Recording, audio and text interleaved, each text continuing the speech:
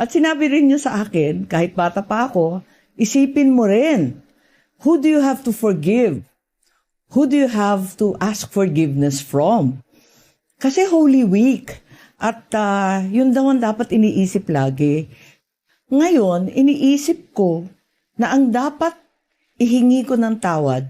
Sa tatay ko, ihingi ko ng tawad na hindi ko nagampanan. Yung utos niya, yung habilin niya, paulit-ulit. Hindi lang naman nung tumanda siya at mamamatay na. Kundi talaga buong buhay yata namin. Parating binibilin si Bongbong. Bantayan mo yung kapatid mo. Parating sinasabing ganun. Di ko nabantayan eh. Kaya Dad, sinubukan ko talaga, pinagpilitan ko. Nayayamot na nga sa akin si Bongbong. Alam ko naman.